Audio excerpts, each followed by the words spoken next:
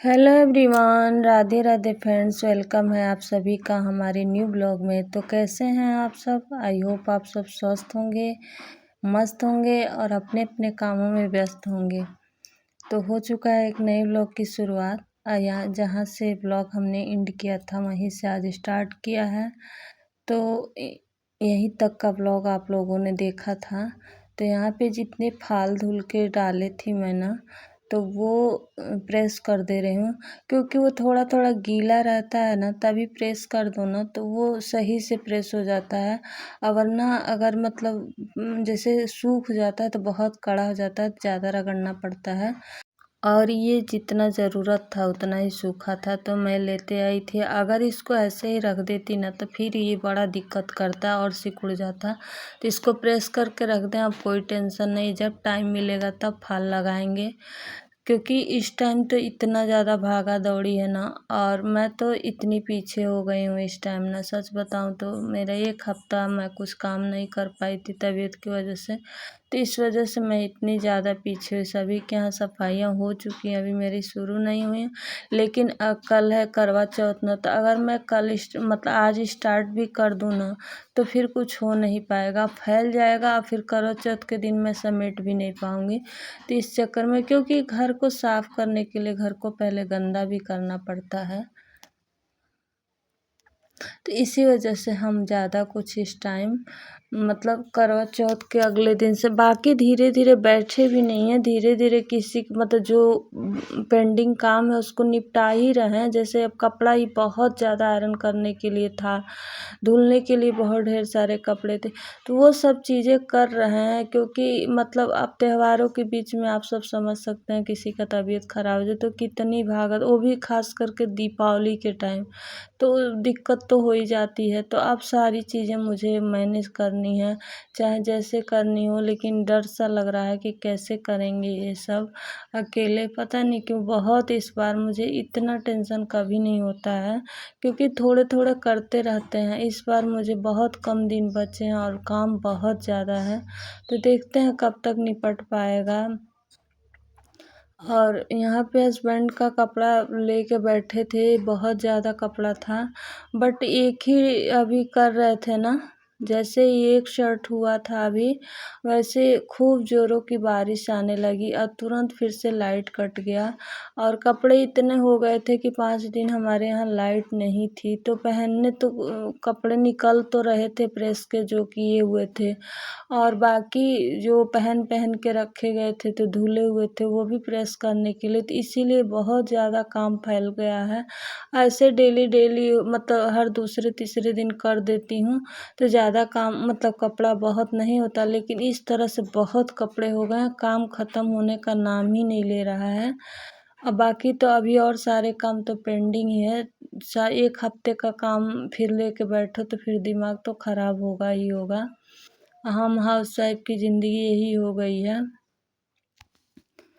और हमारे यहाँ क्या है ना, इतना ज़्यादा बारिश हो रहा है ना कि दिमाग ख़राब हो गया बारिश से भी। अब सोचते हैं ना, कुल मिला जुला के ना बारिश के वजह से भी दिक्कत हुई है सफाई का, वरना इसी में स्टार्ट कर ही दिए होते। जब भी जैसे ना कई कमरे होते हैं ना, तो एक में निकाल के सामान एक में एडजस्ट कर दो और फिर से एक को साफ कर लो, फिर एक को करो। हमारा है ना तो थोड़ी चीज़ें जो वो होती हैं मुझे बाहर रखना पड़ता है, क्योंकि बाहर खुला है ना तो बाहर रखना पड़ता, तो इसमें अब मैं कैसे सफाई करूं, और वहीं पे सारा चीज़ें निकाल के वहीं फैला दो तो फिर नहीं हो पाता है।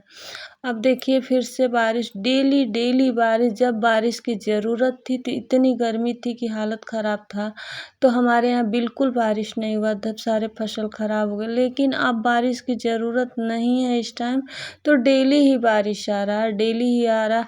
आज तो 2 बार आया है। मैं बर्तन धोने जा रही थी ना, तो एक बार बर्तन धोने गई, 2 कटोरी धुली थी, फिर बारिश आया। उसके बाद फिर उठ के चली आई तो कही कि लगे हाथ चलो कपड़े प्रेस कर लेते हैं।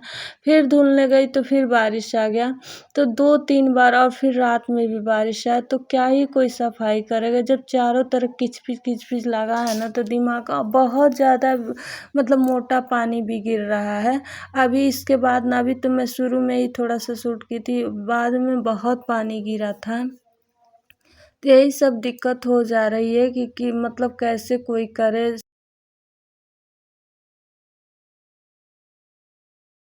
और देखिए मौसम कैसा है, लग रहा है ना कि बरसात का मौसम, अब लग ही नहीं रहा है कि इस टाइम बारिश होने का कोई मतलब ही नहीं है, लेकिन फिर आ रहा है तो कोई क्या करेगा।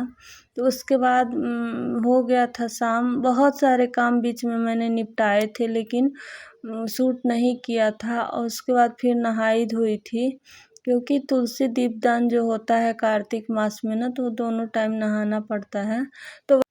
तो शाम को भी दीपदान होता है और सुबह भी दीपदान होता है, तो इस समय ज़्यादा दीपदान होता है।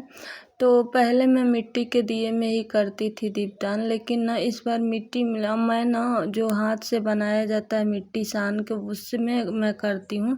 तो इस बार मिट्टी नहीं मिला था ना, तो थोड़ा ही मैं मिला, मतलब जो पहले का दिया है ना, तो उसमें पीपल के पेड़ के पास और बेल के पास, जहाँ ये पीतल का दिया नहीं जला सकते हैं वहाँ मैं वो दिया जलाती हूँ। लेकिन फिर भी मुझे ना मिट्टी के दिए मंगाने हैं, क्योंकि मिट्टी के दिए का ही ज़्यादा महात्म्य होता है। और तिल के तेल का ज़्यादा, कार्तिक में तिल के तेल का महात्म्य ज़्यादा होता है। तो तिल के तेल में ही मैं हमेशा दिया जलाती हूँ, घी में बहुत कम जलाती हूँ, क्योंकि घी के दिए उतने अच्छे से जलते नहीं, इस वजह से। तो मैं हमेशा मतलब डेली पूजा में भी तिल के तेल का ही जलाती हूँ। तो मैं 9 दिए जलाऊंगी इस टाइम, तो हो जाएगा, मतलब मंदिर में हो जाएगा और फिर वहाँ दहलीज पे हो जाएगा। आंवला, समी, बेल, तुलसी माता, भोलेनाथ, आकाश पताल, फिर किचन में। तो इतने सारे दिए बहुत ज़्यादा इस टाइम लगाने पड़ते हैं। सुबह भी मुझे 5-6 लग ही जाता है, पीपल के पेड़ के पास, बेल के पास, समी के पास। जहाँ मैं शाम को नहीं जा सकती हूँ ना, वहाँ मैं सुबह ही दीपदान कर देती हूँ। जैसे शाम को मैं पीपल के पेड़ के पास नहीं जाती हूँ, तो मैं वहाँ सुबह अंधेरे में जाती हूँ पूजा करने ना, तो उसी टाइम दीपदान वहाँ कर देती हूँ। और जो हमारे इस टाइम मेरे पास में पेड़ पौधे हैं ना, मतलब जो देव वृक्ष हैं, सभी को नहीं, जो देव वृक्ष हैं, तो उनका मैं शाम को दीपदान कर देती हूँ। बाकी जहाँ नहीं जा सकती वहाँ सुबह कर देती हूँ। तो इसी तरह अपना नियम बांध के रखा है। और मतलब हमें ये लगता है ना कि ना करने से अच्छा है कुछ भी करो, बेशक 100% फल ना मिले, लेकिन 80 भी तो मिलेगा, 50 भी तो मिलेगा। इसे इस महीने को व्यर्थ नहीं जाने, जितना ज़्यादा से ज़्यादा हो सकता है उतना करें।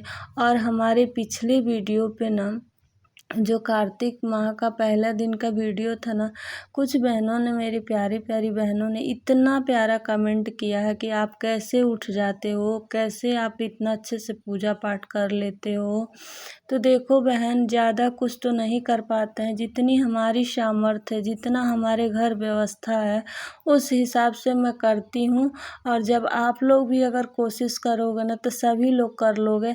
अगर आप लोग को मेरा ब्लॉग अच्छा लगा होगा तो उसका बहुत बहुत धन्यवाद कि आप लोग को मेरा ब्लॉग अच्छा लग रहा है। थैंक यू सो मच मेरी प्यारी बहनें, आपको भगवान खूब ज़्यादा तरक्की दें। और ठाकुर जी ऐसी कृपा करें ना कि आप लोग भी उन्हीं के भक्ति में रम जाओ, आप लोग भी ये काम करने लगो। तो अगर आप लोग को पूजा पाठ अच्छा लग रहा है ना, तो कहीं न कहीं ठाकुर जी की कृपा है, हो सकता है आपके मन में समाए कि आप लोग भी करना। देखो कभी था, मतलब 15 साल पहले मैं भी नहीं कुछ करती थी, लेकिन जब से मेरी शादी हुई ना, तो मैं तब से ये चीज़ें उसी साल मैं उठा ली थी, करने लगी। तो आप लोग भी करने लगोगे, जब जिस दिन आपके मन में ठाकुर जी समा जाएंगे ना, तो सब कुछ करने लगोगे। और देखने में सिर्फ चीज़ें कठिन लगती हैं, जब करने लगो तो बहुत चीज़ें आसान हो जाती है। तो सारी दीपक को ना मैं यही एक थाली में पहले जला लूँगी, और उसके बाद सबसे पहले तुलसी माता को दिया, और सभी दिया के नीचे ना चावल रखेंगे या फूल वगैरह तोड़ के। तो फूल तो नहीं था, तो चावल, क्योंकि दिया खाली ज़मीन पे नहीं रखा जाता है। फिर आंवले पे भी रख दिया, 2 तुलसी जी इधर थी तो उनको भी रख दिया था। और भोलेनाथ को रख दिया, ये आकाश देवता को रख दिया, मतलब किचन में, दहलीज पे, तो सभी जगह दिए रख देंगे और उसके बाद दिए को अक्षत डाल देंगे और दिए को टीका लगा देंगे और उसके थोड़ा सा जल गिरा के प्रणाम कर लेंगे। तो हम इसी तरह से मतलब करते हैं। अब आगे क्या नियम है, नियम तो इसमें बहुत होते हैं। अब मैंने भी पिछले साल तक बहुत ढेर सारे नियम निभाए थे, क्योंकि इस बार मेरी तबीयत ठीक नहीं है। यहाँ इसमें नियम बहुत ज़्यादा होता है और खाने पीने में बहुत कुछ वर्जित होता है। तो मैं पिछले साल सिर्फ रोटी और आलू की सब्ज़ी, वो भी बिना हरी मिर्च का, सिर्फ काली मिर्च डाल के खाई थी। बस यही और दूध, मतलब रोटी, दूध और आलू की सब्ज़ी, बस यही खाया था सेंधा नमक डाल के और वो मतलब मूंगफली के तेल में बना के। बट इस बार मैं लहसुन प्याज सरसों का तेल छोड़ के मैं खा रही हूँ, सब्जियां भी खा रही हूँ, क्योंकि मुझे बहुत सारी प्रॉब्लम हो गई है। डॉक्टर ने भी मना कर दिया है, बहुत ज़्यादा वीकनेस हो गया। तो पहले शरीर भी बहुत ज़रूरी है। तो मेरे से इस टाइम उतना ज़्यादा नियम नहीं मैं ली हूँ इस बार, क्योंकि जितना लो उतना ले के चल लो। अगर अस्वस्थ हो जाएगा इंसान तो फिर बहुत दिक्कत हो जाएगा, आगे पीछे कोई नहीं है। तो यहाँ फिर से दीपक जलाने के बाद आ गई थी ना, तो अपना मंत्र जाप की हूँ। जो भी मतलब भगवान का ज़्यादा से ज़्यादा नाम जाप इस टाइम करना होता है। कोई भी नियम लो ना लो, लेकिन ज़्यादा से ज़्यादा नाम जाप करो ना। तो नाम जाप तो हाथ में हम लोग का है, कुछ भी कर सकते हैं। तो मैं चाहे टाइम मिले ना मिले, लेकिन सुबह शाम पक्का कर रही हूँ इस टाइम, क्योंकि भाई कार्तिक महीना को यूं ही ऐसे नहीं जाने देंगे। फिर हस्बैंड खा के आए थे तो वो बोले मैं कुछ नहीं खाऊंगा। मेरा भी मन नहीं हो रहा था, तो यही थोड़ी सी सेवैया ठाकुर जी के लिए बनाए थे, वही मैं भी खा ली थी। देवर जी गोरखपुर गए थे तो वो नहीं आए हैं। तो यही भगवान को प्रसाद भोग लगाएंगे। और ठाकुर जी का कपड़ा वगैरह भी चेंज कर दिया रात को सुलाने के लिए। तो फिर इनको दूध देंगे और सुला देंगे। तो उसके बाद रख दी थी, रख के खिला के रख के चली गई थी। फिर आई हूँ थोड़ी देर बाद तो भोग हटाई हूँ, वही प्रसाद अब हम पा लेंगे। तो चलिए अब वीडियो का करते हैं, मिलते हैं नेक्स्ट व्लॉग में एक अच्छे से ब्लॉग के साथ। अगर आप सबको हमारा ब्लॉग पसंद आया होगा ना, तो लाइक कर दीजिएगा। न्यू है तो चैनल को सब्सक्राइब भी कर दीजिए। राधे।